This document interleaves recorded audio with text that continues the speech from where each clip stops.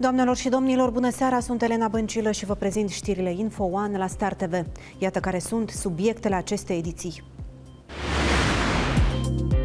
Nicanor Ciochină, care este învinuit că a lovit mortal un copil de 14 ani și a fugit de la locul accidentului, s-a prezentat într-un final în sala de judecată după ultimele 2 amânări.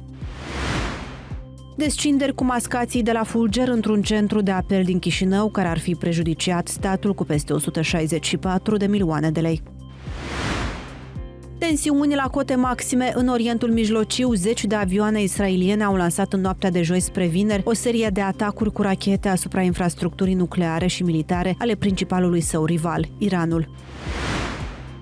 Sute de oameni au venit vineri, 13 iunie, la Palatul Republicii din Chișinău ca să doneze sânge de Ziua Mondială a Donatorului de Sânge. A compărut în fața instanței. Nicanor Ciochină, care este învinuit că a lovit mortal un copil de 14 ani și a fugit de la locul accidentului, s-a prezentat într-un final în sala de judecată după ultimele 2 amânări la insistența sa. Deși poliția susține că de la ora 6 dimineața a așteptat la poarta primarului pentru a pune în aplicare decizia instanței de aducere silită a acestuia în sala de judecată, Ciochină declară că se afla în acele momente la primărie, acolo unde a semnat un act pe propria răspundere că se va prezenta benevol. Chiar și așa, ședința de astăzi, în care primarul trebuia să-și explice absențele atunci când făcea live pe Facebook, s-a transformat în una de interogare a jurnalistului postului nostru de televiziune. Iar inculpatul, Nicanor Ciochină, a ținut lecții de etică jurnalistică după apariția unui articol despre acesta pe site-ul One TV. În aceste condiții, avocații lui Ciochină au găsit motiv de a-l recuza pe procurorul de caz, Alexandru Botnari. Unde ați fost prezentat la ultimele 2 ședințe? A fost poliția asupra dumneavoastră acasă? Nu cunosc, am fost aici. Nicanor Ciochină a negat informațiile apărute în presă, precum că s-ar fi baricadat în propria locuință. Nu este clar cum a ajuns acesta în biroul de la primărie, în condițiile în care, potrivit surselor One TV, polițiștii au ajuns la poarta lui Nicanor Ciochină de la ora 6 dimineața pentru a-l aduce silit în sala de judecată. Poliția controla spune minciuni. Eu la orele 10 am semnat aducerea silită în birou la mine, față cu polițiștii, mi-au văzut toți angajații primăriei. Dar poliția a fost de la ora 6, adică dumneavoastră ați ieșit de la o altă ieșire sau ce? Repet încă o dată. La orele 10 eu aveam ședință cu angajații primăriei, polițiștii au intrat în birou la mine, de față cu angajații primăriei, angajații au ieșit și eu am semnat că am luat cunoștință cu aducerea silită, i-am informat că o să mă prezint și atât. Nu este clar deocamdată dacă a fost sau nu prezentat instanței actul semnat de primar în care acesta se obliga să se prezinte benevol în instanță. Chiar și așa, ședința de vineri în care primarul trebuia să-și explice absențele de la ședințele de judecată, inclusiv de la ultima, atunci când în loc să se afle în instanță, a apărut într-un live pe Facebook, transmis chiar din primărie, s-a transformat în una de interogare a jurnalistului postului nostru de televiziune, Dementi Cuțevitski-Negruța, referitor la articolul apărut în presă. Ba mai mult, inculpatul Nicanor Ciochină i-a ținut lecții de etică jurnalistică reporterului nostru. На очередном заседании суда по делу Никанора Ciochină, обвиняемого в смертельном наезде на 14-летнего подростка, главной темой для обсуждения стали публикации в прессе, в том числе на портале InfoOne. Адвокаты обвиняемого подали запрос об отводе прокурора, сославшись на статьи в СМИ. А ведущая дело судья Лилия Лупашку позволила себе напрямую обратиться к журналистам телеканала One TV за разъяснениями, хотя они не являются участниками процесса. После этого большую часть заседания прокурор и адвокаты Ciochină обсуждали опубликованные в прессе материалы. В итоге судья отклонила запрос правозащитников обвиняемого. При этом Лупашку обратилась к представителям СМИ, призвав их быть аккуратнее в своих высказываниях и новостях. Команда One TV решила узнать у нее, насколько корректны ее действия, однако Лупашку выгнала журналистов. Fiți buni și respectați dreptul și obligațiunile. Închideți ușa, vă rog. Închideți ușa, vă rog. Eu nu v-am permis să mă filmați. Dumneavoastră mi-ați ridicat în timpul ședinței, dar nu sunt partea unei cauze penale. Ieșiți din birou. În aceste condiții, avocații lui Ciochină au găsit motiv de a-l recuza pe procurorul de caz, Alexandru Botnari. Dumnealui, prin acțiunile pe care le întreprinde, afectează neutralitatea judiciară și respectiv se induce în eroare opinia publică.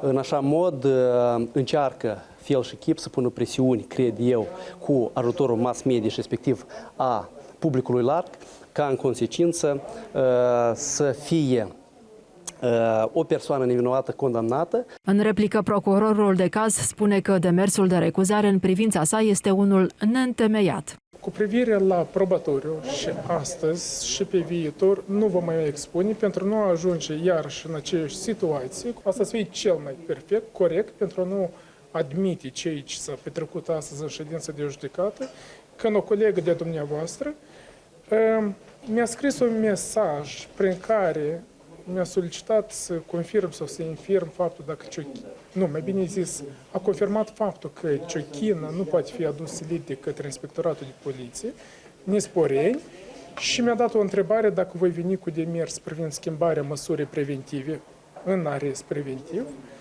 fapt pentru care i-am răspuns că nu cunosc o astfel de informație și am întrebat de unde a luat astfel de informație, îmi i-a comunicat surse. Ca de fiecare dată, martor la toate ședințele de judecată este mama copilului decedat, Raisa Ciurel. Astăzi aceasta a declarat că primarul Ciochină i-a propus 5.000 de euro pentru a mușamaliza cazul. A venit cineva la mine și mi-a spus că, uite, vrea să vii cineva din rudele Ciochină să-ți dea 5.000 de euro. Când a fost mai exact și cine este?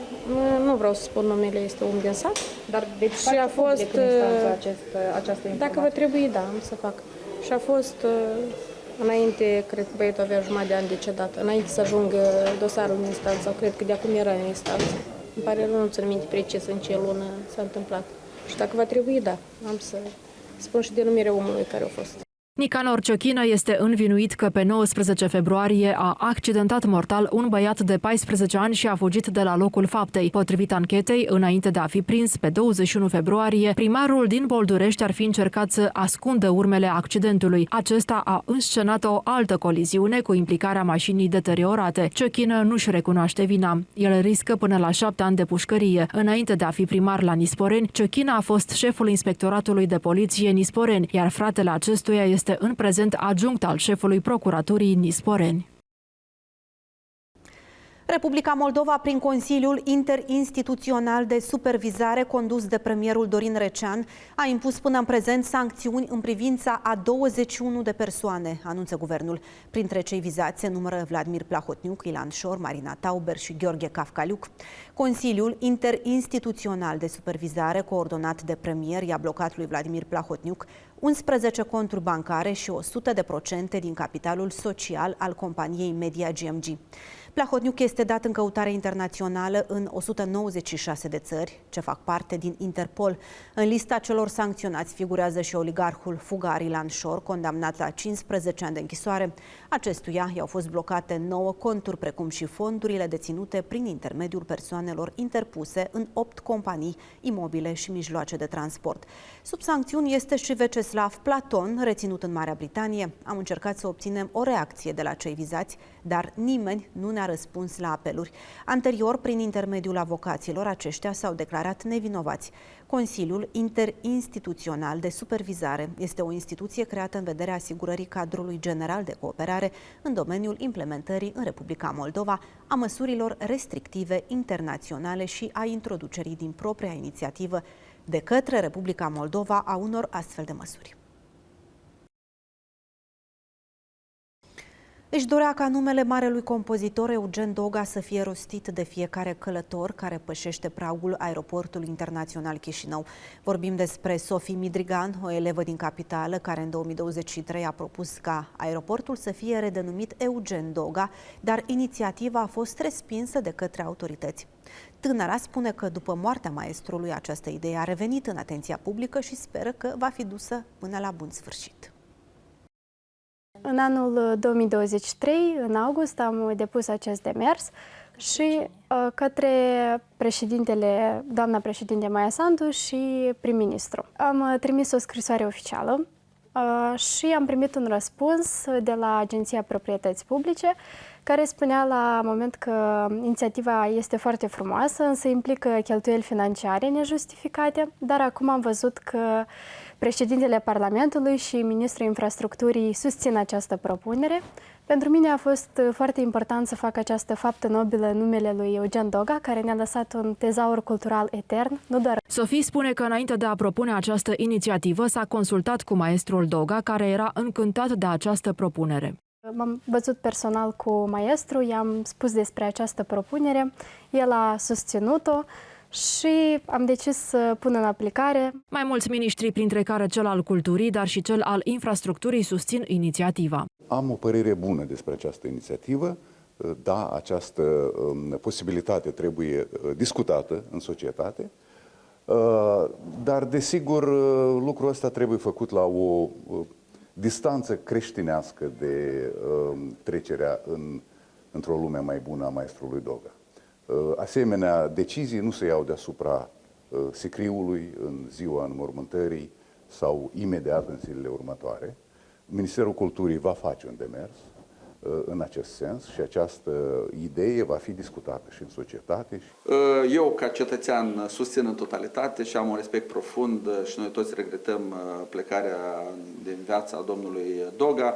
Evident că noi cunoaștem că s-a început o mișcare atât de frumoasă în suportul acestui geniu al Republicii Moldova și eu sunt sigur că dacă noi să începem să pregătim o hotărâre de guvern în acest sens, după ce o vom discuta în public, noi putem să-l redenumim. Ideea ca aeroportul internațional Chișinău să poarte numele marelui compozitor este susținută și de președintele Parlamentului Igor Grosu. Eu o susțin. Da, eu o susțin.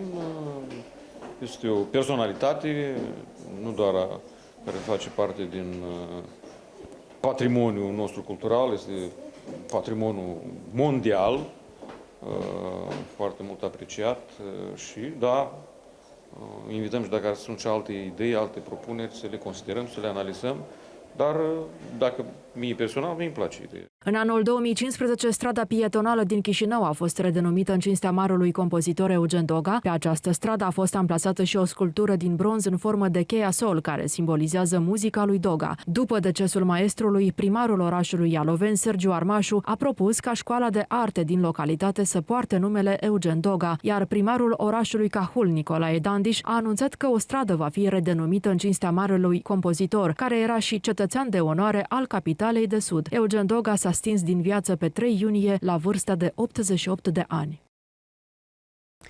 Descinderi cu mascații fulger într-un centru de apel din Chișinău care ar fi prejudiciat statul cu peste 164 de milioane de lei. Potrivit procurorilor pentru combaterea criminalității organizate și cauze speciale, administratorul și contabilul centrului de apel ar fi aplicat ilegal un regim fiscal preferențial, declarând că prestează servicii într-un alt domeniu care necesită achitarea unor taxe reduse. O parte din banii care trebuiau achitați statului, adică 31 de milioane de lei, au fost investiți într-o companie de creditare nebancară.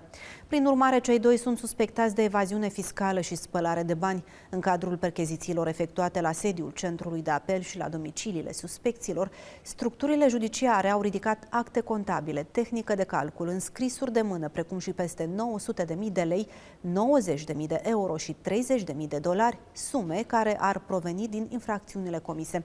Structurile judiciare continuă investigațiile pentru identificarea tuturor persoanelor implicate în această schemă. Continuăm cu alte știri. Tensiuni la cote maxime în Orientul Mijlociu. Zeci de avioane israeliene au lansat în noaptea de joi spre vineri o serie de atacuri cu rachete asupra infrastructurii nucleare și militare ale principalului său rival, Iranul. În urma loviturilor au fost uciși 3 mari generali și 6 fizicieni specializați în energie nucleară. În timp ce Teheranul promite o ripostă dură, Israelul a declarat stare de urgență în țară și a convocat 10.000 de rezerviști. SUA, principalul aliat al statului evreu, și-a evacuat de câteva zile personalul diplomatic din țările din regiune în așteptarea unor tensiuni fără precedent. O celulă de criză în Israel a activat și Republica Moldova. Ministerul de Externe de la Chișinău a îndemnat cetățenii moldoveni să fie maxim prudenți.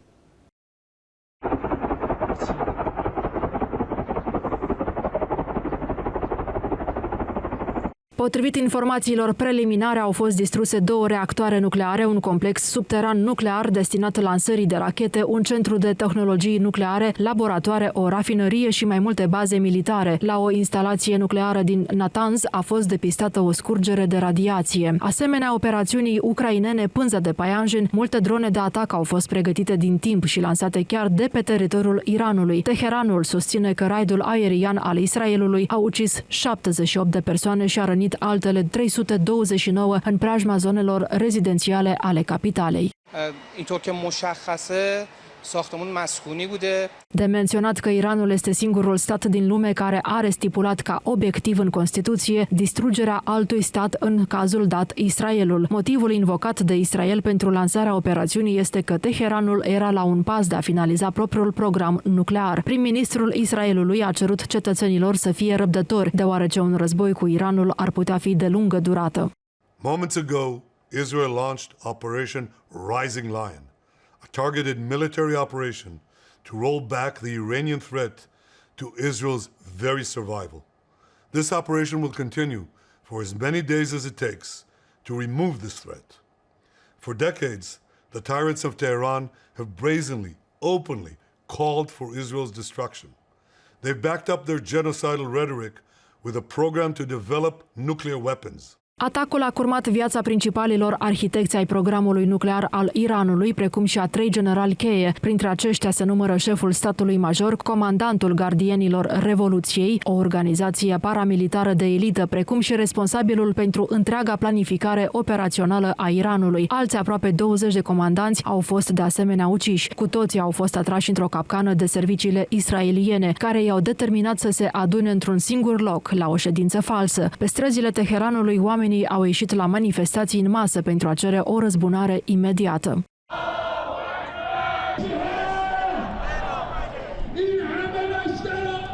Ayatollahul Iranului, care este cel mai influent om în stat, a promis o pedapsă severă. Alți înalți oficiali au declarat atacul o declarație de război. Of course, the Iranian nation and its officials will not remain silent in the face of this crime. The Islamic Republic of Iran's legitimate and powerful response will make the enemy regret its foolish actions. Iranul a ripostat mai devreme cu aproximativ 100 de drone, însă promite un atac mult mai dur. Sistemului de apărare cu polă de fer al statului evreu i-a reușit să le doboare pe toate.